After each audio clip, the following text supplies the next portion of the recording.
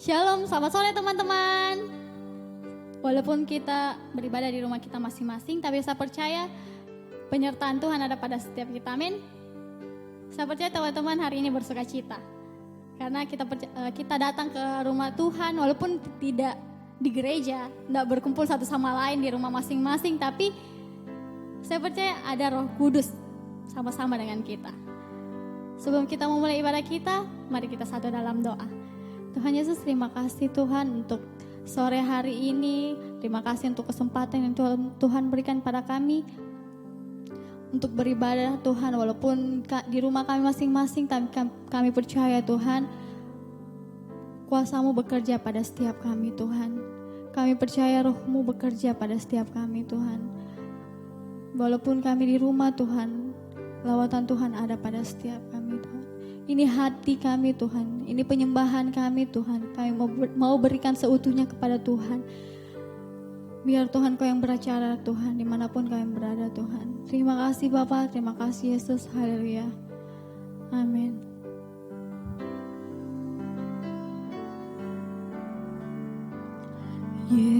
Yesusku, penyelamatku, tiada yang seperti Engkau. Setiap hari ku memuji keajaiban kasih-Mu.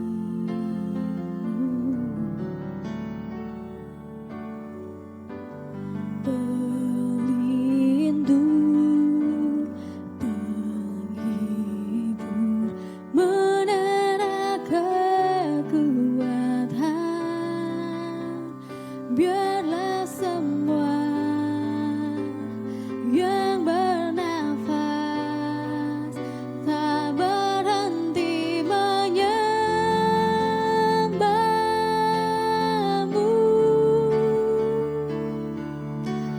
Nyanyi dan bersoraklah bagi Dia, pujian, hormat, kuasa bagi Raja. Gunung tunduk, laut bergelora, mendengar nama-Mu. Ku bersuka atas perbuatan-Mu, selamanya ku kasihi Engkau Tuhan. Tiada janji seperti yang ada padamu.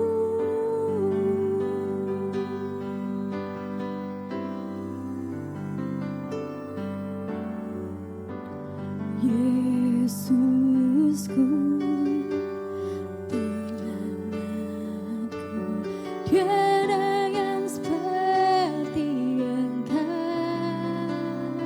Setiap hari ku memuji keajaiban kasih-Mu.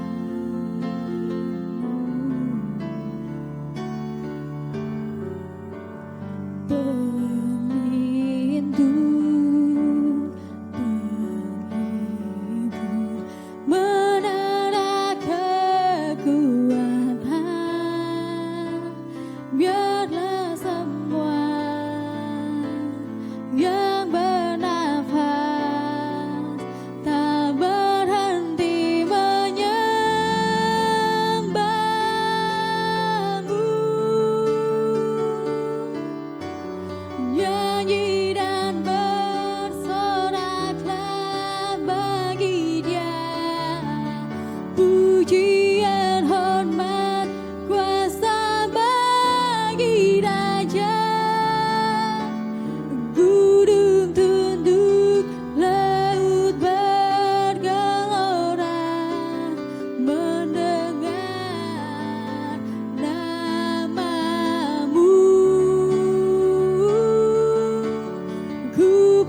bersuka atas perbuatanmu. Selamanya ku kasihi Engkau Tuhan. Tiada janji seperti yang ada padamu. Nyanyi dan bersoraklah bagi Dia, pujian hormat kuasa bagi Raja. Gunung tunduk, laut bergelora, mendengar namamu. Ku bersuka atas perbuatanmu. Selamanya ku kasihi Engkau Tuhan. Tiada janji seperti yang ada padamu.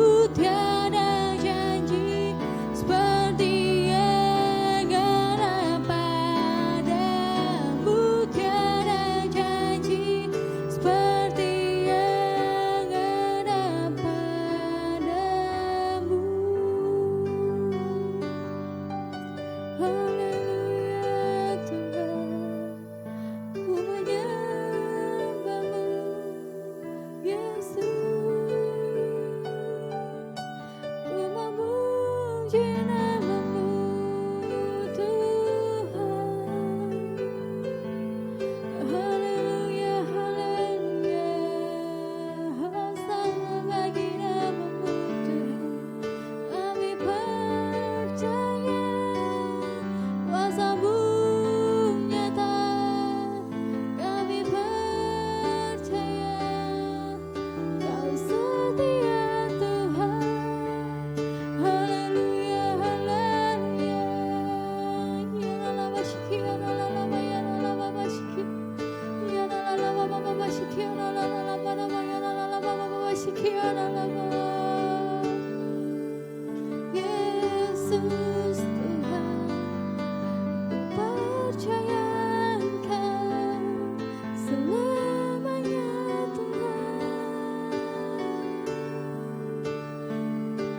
Kami percaya Engkau Tuhan. Walaupun kami Tuhan berada di rumah kami masing-masing, tapi penyertaan-Mu begitu nyata dalam hidup kami Tuhan. Engkau Allah yang baik Tuhan. Engkau Allah yang setia Tuhan. Penyertaan-Mu nyata. Haleluya, haleluya. Ya la la bashiki, ya la la la ba ya la la la ba bashiki, ya la la ba. Ya la la la ba bashiki, ya la la la ba ya la la la ba bashiki, ya la la la ba bashiki. Ya la la la ba bashiki, ya la la la ba ya la la la bashiki, ya la la ba bashiki, ya la la ba. Haleluya, haleluya.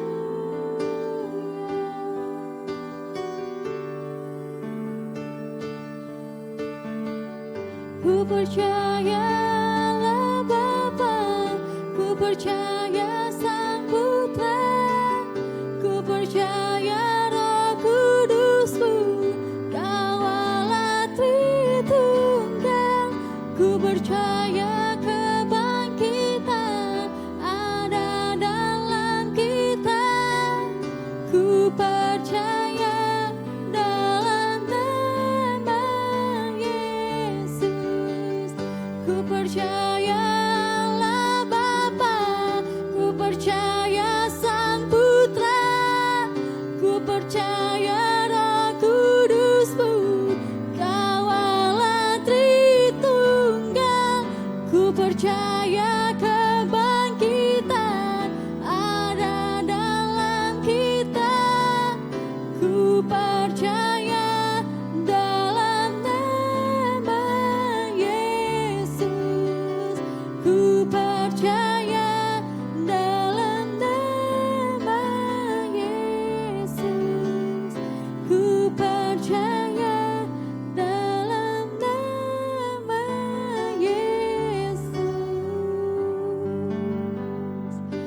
percaya Engkau Tuhan, karena Engkau begitu baik dalam hidup kami Tuhan. Terima kasih Bapa, terima kasih Yesus. Sebentar lagi kami akan mendengarkan firman-Mu Tuhan. Biar Engkau yang berbicara pada setiap kami Tuhan. Buka hati, buka telinga kami Tuhan. Biar firman yang kami dengar Tuhan dapat menjadi rema bagi kehidupan kami Tuhan. Berkati hamba-Mu dalam berkata-kata Tuhan. Berikan marifat-Mu lebih Tuhan, urapan-Mu lebih lagi Tuhan. Terima kasih Bapa, kami siap untuk mendengarkan dalam nama Tuhan Yesus. Haleluya. Amin.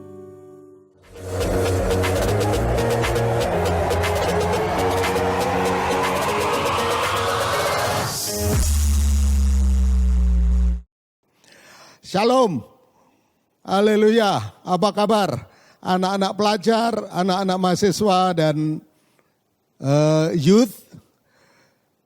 Beberapa minggu kita tidak ketemu dan harus stay home, belajar di rumah, kerja di rumah dan sebagainya. Hari ini saya ingin menyampaikan satu topik yang akan kita pelajari bersama, yaitu stay strong and keep believing. Ya, stay strong and keep believing. Nah, minggu lalu saya dikejutkan dengan sebuah artikel dari koran Kompas, dari Kompas Online, yaitu tanggal 24 April. Judulnya Paolo Maldini, saya pecundang terbesar sepanjang sejarah. Loh, kaget enggak? Paolo Maldini kan pemain top dari Italia, betul enggak? Dia pemain AC Milan dan juga pemain nasional Italia. Tetapi dia berkata demikian. Jadi begitu lihat judulnya begitu langsung saya buka, saya baca. Nah, saya pengen bacakan bagi kalian semua ya. Coba dengerin. Legenda AC Milan Paolo Maldini mengadakan sesi bincang-bincang dengan kompatriotnya Christian Vieri lewat Instagram. Pada diskusi tersebut ia mengaku sebagai pemain yang paling banyak kalah sepanjang sejarah. Nah loh, dia ngaku paling banyak kalah sepanjang sejarah. Paolo Maldini menjawab serangkaian pertanyaan Christian Vieri secara spontan dan blak-blakan. Kepada mantan rekannya di AC Milan dan di timnas Italia tersebut, Paolo Maldini mengaku masih banyak penyesalan sepanjang karirnya. Saya adalah pecundang terbesar sepanjang sejarah, tutur Paolo Maldini. Saya memenangi banyak hal, termasuk 5 gelar Liga Champions, tetapi saya juga kalah di 3 final Liga Champions, 1 piala Super Eropa, 3 piala Interkontinental, 1 Euro, 1 final Piala Dunia, dan 1 semifinal Piala Dunia. Ujar pria yang mengoleksi 7 trofi Liga Italia bersama AC Milan itu lagi. Hal ini adalah bagian dari sepak bola. Saya terima hal itu. Maldini juga mengutarakan bahwa kekalahan dari Marseille di final Liga Champions 1993 merupakan hasil paling menyakitkan yang pernah ia terima.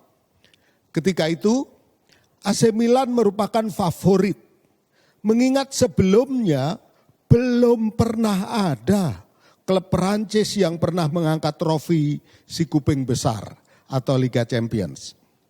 Akan tetapi tim yang antara lain berisikan Maldini, Franco Baresi, Frank Rijkaard, dan Marco van Basten ini harus menyerah lawan skuad asuhan Raymond Goethals tersebut.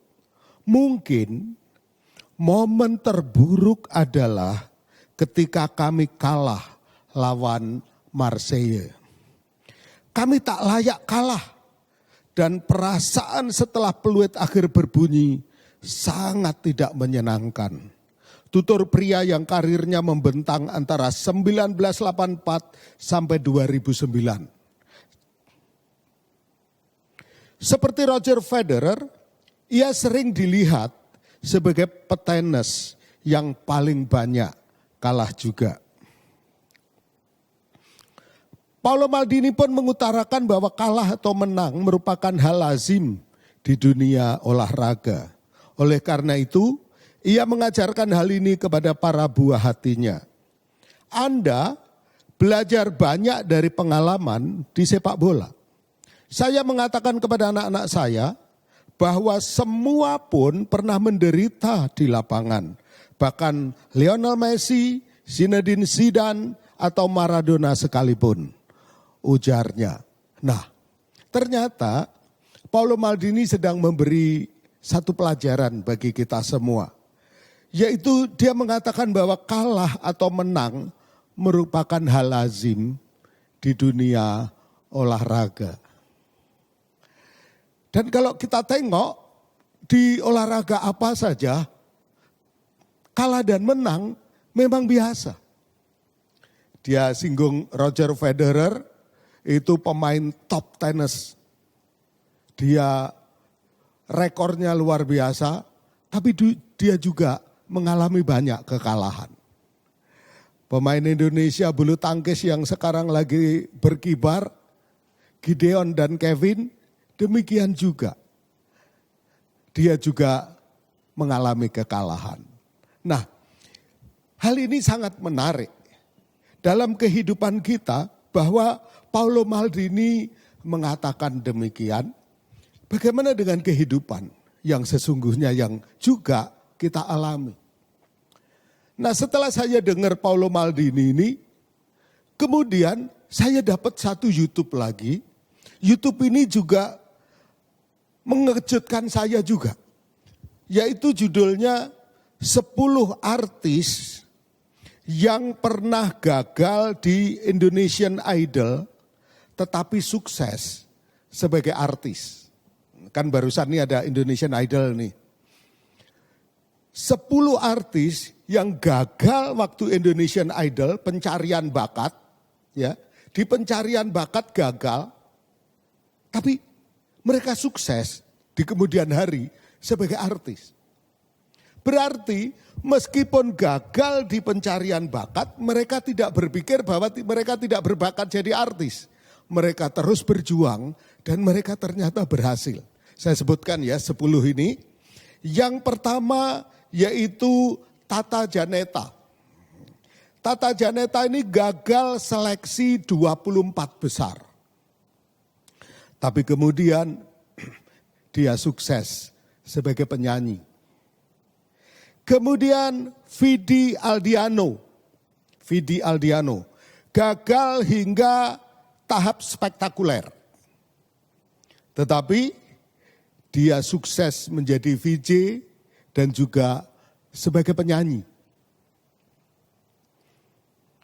Yang ketiga, Sami Simorangkir.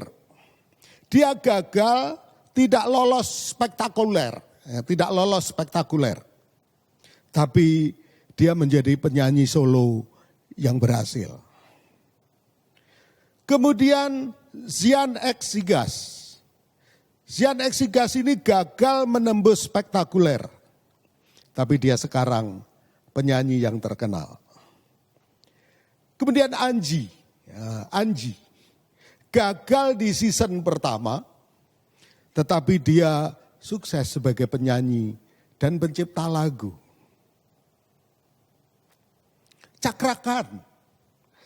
Cakrakan tidak lolos spektakuler. Tetapi dia sukses sebagai penyanyi. Via Valen. Nah, Via Valen 2 kali audisi gagal. 2 kali audisi gagal. Tetapi dia sukses sebagai penyanyi. Sekarang menjadi salah satu penyanyi dangdut yang mahal harganya. Ya. Kemudian Yuanita Kristiani, dia gagal di audisi gagal. Tapi sekarang dia sukses sebagai presenter. Kemudian Afgan, Afgan penyanyi yang suaranya sangat empuk. Tidak lolos spektakuler, tetapi dia sukses sebagai aktor, apalagi sebagai penyanyi. Dan yang terakhir adalah Morgan Oey. Morgan Oey terhenti di babak audisi. Baru audisi sudah terhenti dia. Tetapi dia sukses sebagai penyanyi, sebagai aktor, dan sebagai VJ. 10 orang yang mengikuti penelusuran bakat dianggap tidak berbakat, gagal. Tetapi dia tidak merasa orang yang tidak berbakat. Dia tetap berjuang dan akhirnya apa? Di kemudian hari mereka menjadi pribadi yang sukses. Nah, COVID-19 ini mungkin telah membuat kita menjadi bingung. Segala sesuatu sepertinya menjadi berubah. Next, ini kita bagaimana ini? Yang sekolah, yang kuliah, apalagi yang kerja. Kita jadi bingung ini, bagaimana ini nanti? Apalagi yang bekerja, mungkin sekarang terjadi pemutusan kerja atau pengurangan jam kerja, pengurangan gaji, pengurangan penghasilan. Atau yang baru merintis usaha dan baru merintis usaha sudah kayak begini. Dan kemudian kita bingung, waduh terus gimana ini kayaknya nggak ada jalan. Tapi ingat, saya juga baca nih, kaget juga. Ini orang yang kaya raya, orang yang terkenal sekali. Sekarang ini lagi banyak didengar perkataannya, yaitu Jack Ma. Jack Ma ngomong begini, jangan bicara rugi atau bangkrut. Kita sekarang hidup itu sudah cukup. Kita mulai lembaran baru. Itu Jack Ma aja ngomong begitu, saudara. Jack Ma ngomong, udah, kalau bicara rugi semua rugi. Kalau bicara menderita semua menderita. Tapi dia ngomong, yang penting kita masih hidup. Itu sudah cukup. Kita mulai lembaran yang baru. Kita mulai dengan semangat yang baru. Nah, dan bagi kita orang yang percaya kepada Tuhan Yesus, maka Tuhan Yesus itulah harapan kita. Tuhan Yesus itulah pengharapan dan sumber kekuatan kita. Dia telah mati di kayu salib supaya semua orang yang percaya kepada dia tidak lagi di bawah hukum dosa, tetapi dia di bawah hukum anugerah dari Tuhan.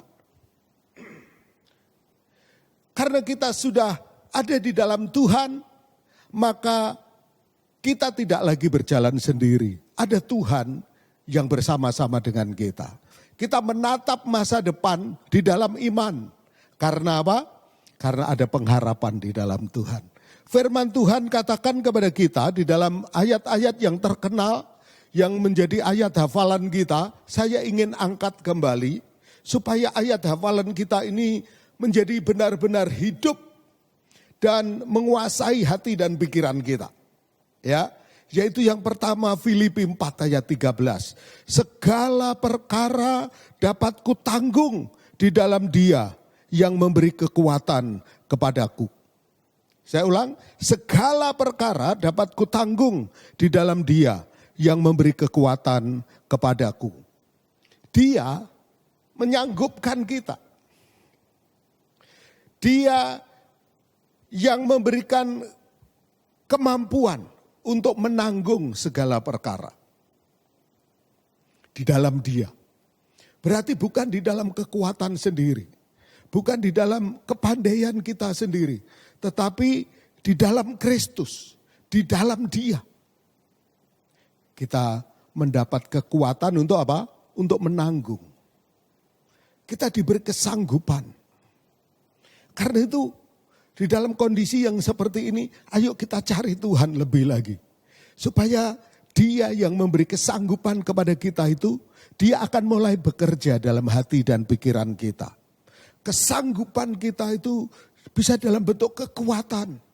Bisa dalam bentuk ide. Untuk kita menemukan jalan-jalan yang baru di dalam Tuhan. Kesanggupan itu juga bisa berupa keberanian kita untuk melangkah. Keberanian kita untuk berinisiatif. Keberanian kita untuk memulai sesuatu. Dia memberikan kesanggupan kepada kita untuk menanggung Sehingga kita tetap punya harapan. Katakan amin. Aku punya harapan. Harapan di dalam Yesus yang memberikan kesanggupan kepadaku untuk menanggung segala perkara. Untuk menanggung untuk urusan pekerjaan. Untuk menanggung untuk urusan apa saja yang kita bisa kerjakan. Ya. Yang kedua, yaitu 1 Korintus 10 ayat 13. 1 Korintus 10 ayat 13. Saya bacakan bagi kita semua. Pencobaan-pencobaan yang kamu alami ialah pencobaan-pencobaan biasa yang tidak melebihi kekuatan manusia. Sebab Allah setia dan karena itu Ia tidak akan membiarkan kamu dicobai melampaui kekuatanmu. Nah ini perhatikan. Pada waktu kamu dicobai, Ia akan memberikan kepadamu jalan keluar sehingga kamu dapat menanggungnya. Ia akan memberikan kepadamu apa? Jalan keluar sehingga kamu dapat menanggungnya. Supaya kita sanggup menanggung, salah satu hal yang kita perhatikan yaitu apa? Allah memberikan jalan keluar kepada kita. Karena itu ayo cari kehendak Tuhan. Cari rencana Tuhan dalam hidup kita. Ketika Tuhan memanggil kita, maka Tuhan punya rencana yang besar dalam hidup kita. Rencana Allah bagi kita yaitu menjadikan kita umat penyembah. Yang menyembah Dia di dalam roh dan kebenaran. Rencana Dia yaitu memakai kita menjadi alat keselamatan untuk banyak jiwa yang memerlukan anugerah dari Tuhan Yesus. Untuk tujuan itu Allah bekerja dalam hidup kita, termasuk mempersiapkan kita melalui pekerjaan kita, melalui kuliah kita, melalui sekolah kita. Supaya apa? Melalui sekolah, melalui kuliah, melalui pekerjaan, melalui usaha kita. Kita menjadi umat penyembah yang menyadari tentang kebesaran Tuhan. Dan kedua, kita semakin efektif dipakai oleh Tuhan untuk menyelamatkan jiwa-jiwa. Nah, yang ketiga, yang ada banyak ayat tentu ya. Tapi yang ketiga yang saya ingatkan, yaitu Ibrani 13 ayat yang kelima. Janganlah kamu menjadi hamba uang dan cukupkanlah dirimu dengan apa yang ada padamu. Karena Allah telah berfirman, aku sekali-kali tidak akan membiarkan engkau dan aku sekali-kali tidak akan meninggalkan engkau. Saya ulang sekali lagi ya. Janganlah kamu menjadi hamba uang dan cukupkanlah dirimu dengan apa yang ada padamu. Karena Allah telah berfirman, aku sekali-kali tidak akan membiarkan engkau dan aku sekali-kali tidak akan meninggalkan engkau. Tuhan terus beserta kita. Konteks ini adalah dikutip dari Yosua. Ketika Yosua pada awal-awal menggantikan Musa, Tuhan berjanji kepada Yosua tentang ayat ini. Aku sekali-kali tidak akan membiarkan engkau dan aku sekali-kali tidak akan meninggalkan engkau. Dan ini kemudian dikutip oleh kitab Ibrani. Tapi didahului oleh apa? Didahului oleh pembicaraan tentang keuangan. Dalam konteks pembicaraan keuangan ini, Ibrani mengutip apa yang dikatakan Tuhan kepada Yosua supaya tidak perlu takut, tidak perlu cemas, tidak perlu bimbang. Dalam hal keuangan pun, sebab Allah telah berfirman, aku sekali-kali tidak akan membiarkan engkau dan aku sekali-kali tidak akan meninggalkan engkau. Jadi di tengah-tengah pandemi COVID-19 ini, saya mau sampaikan stay strong, tetap kuat. Tetap kuat di dalam Tuhan dengan cara apa?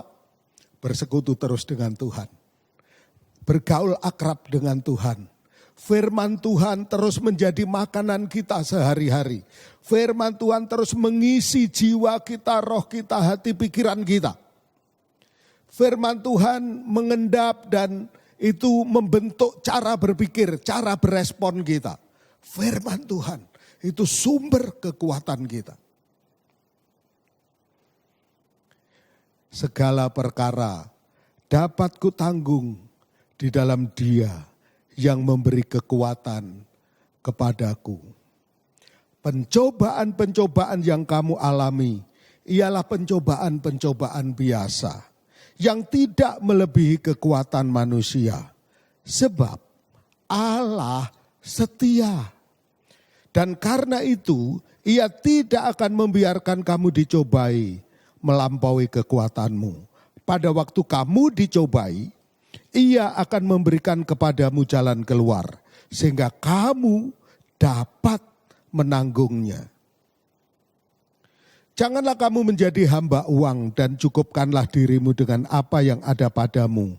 Karena Allah telah berfirman, Aku sekali-kali tidak akan membiarkan engkau dan aku sekali-kali tidak akan meninggalkan engkau. Stay strong, keep believing, terus percaya kepada Tuhan. Oke, Tuhan memberkati kita semua. Amin, haleluya. Mari kita berdoa bersama. Tuhan Yesus, Engkaulah harapan kami. Engkaulah sumber kekuatan kami. Kami ini adalah orang yang percaya kepadamu. Menjadikan Engkau sebagai Tuhan dan Raja yang berkuasa penuh dalam hidup kami.